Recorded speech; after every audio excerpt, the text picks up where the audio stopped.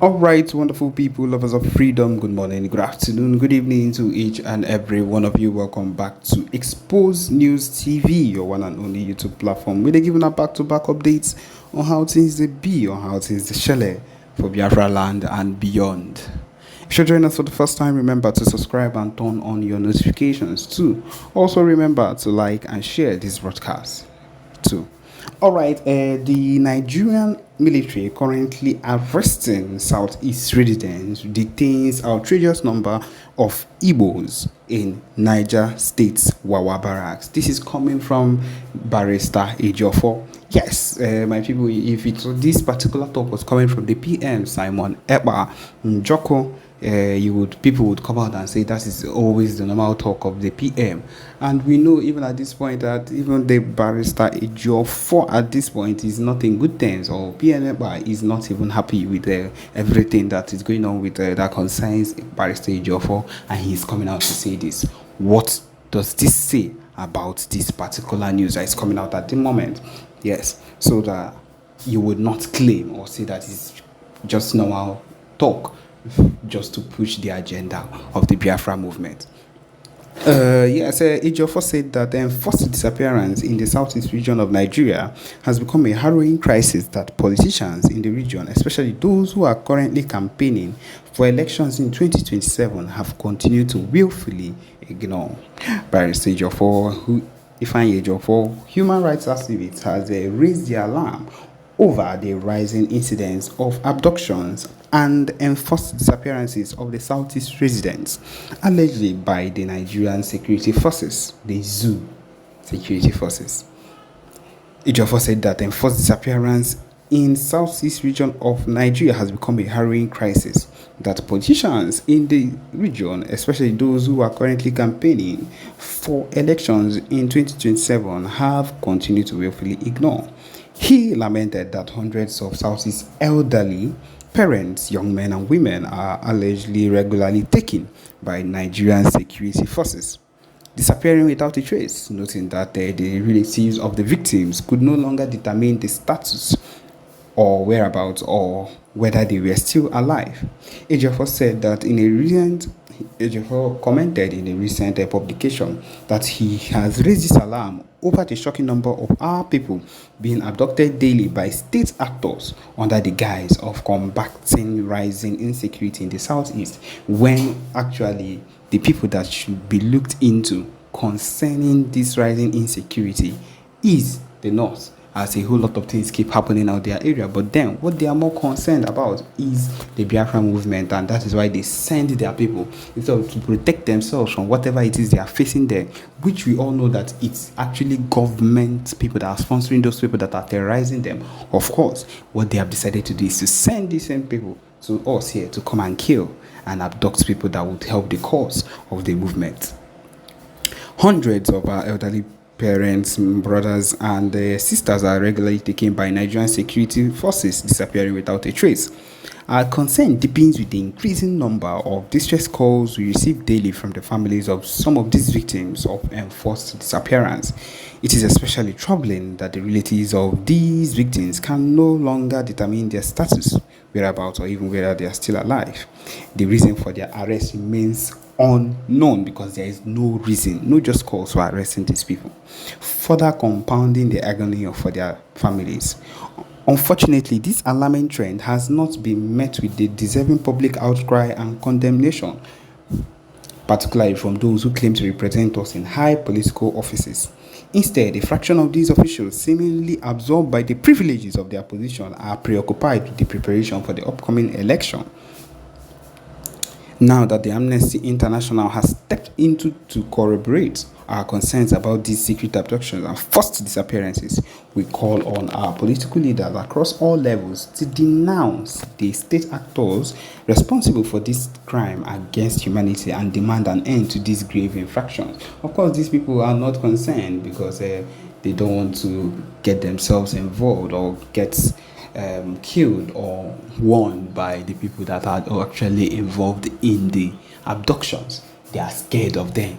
The leaders are scared of them. They sound what they only are interested in is the money and the positions they would get from when anything works out well for them. He says here that we have also suggested in our various discussions that security agents have the capacity to identify their targets and apprehend the actual threats, yet they continue to target ostensibly innocent and harmless citizens, which is the truth. According to him, these innocent individuals are then transported to unknown locations where they may be either killed or indefinitely detained without any trace.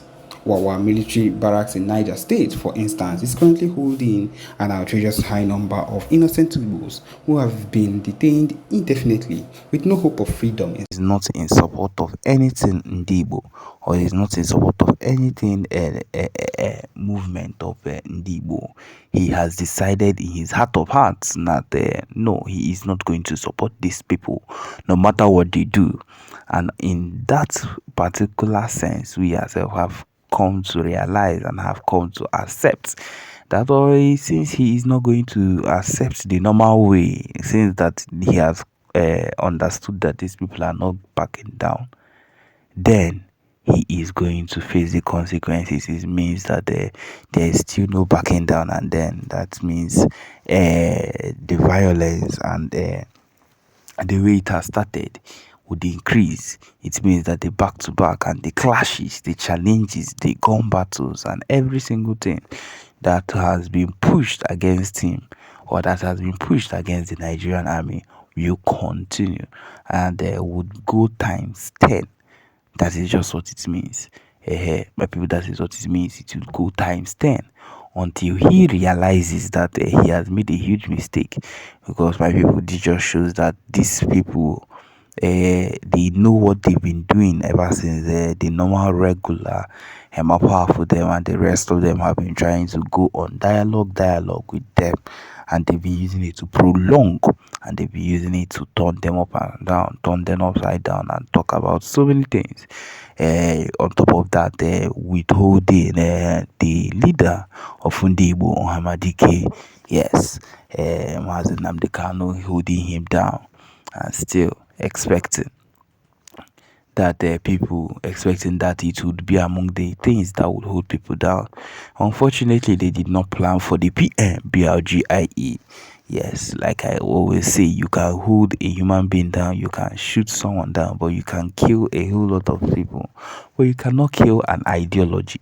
You cannot kill people that already have a mindset and have put their mind or have set their mind for something. And that is the situation these people have found themselves. That is the situation that the Igbo have put themselves in. You cannot wake up and say, hey, we are going to hunt people down, or we are going to do this, or we are going to do that. The Igbo have set out their mind and have decided, no matter the challenge or the push you go against, those that have understood, listen, I'll repeat it again, those that have come to understand how things work in this whole issue have realized and will not go back on whatever it is they are now standing for the fact that they have come to understand that this is actually how it works.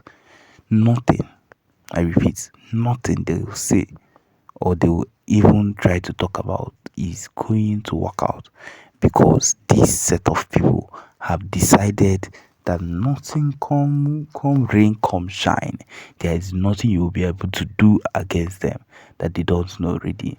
And that is the situation they have put themselves. That is the situation that the Ndibo have sworn on their own. Those that have decided, those that their eyes have opened to what these people are truly doing, creating this particular state police against the IPOB, Biafra Army, or whatever it is a waste of his time, because those set of people, if they are not already among the Nigerian army or recruiting a new set of people, that means he has just opened a new set of people that would lose their lives for nothing, instead of him to just do the expected and accept and also listen to what you are doing. Recently, we just see two things. I will say it again: release the leader that has already been acquitted of all charges, number one, and then give us what we want. We are already setting up things on our own. We are not asking for help with that. That concerns us alone. Do that, and then we will not have a problem with anything you are saying. But this particular person has decided, no, nothing you say is going to make sense. Nothing you are saying at this particular point is going to make sense. And then that is the issue we are having at this point. That is the main issue we have had up till now. And so, my people, this is it. This is it. We can only hope that things will get better for us, and that at some point they will come to their realization that there is no backing down, and that they will always come to their knees. In fact, they will surely come to their knees if they've not realized that fact.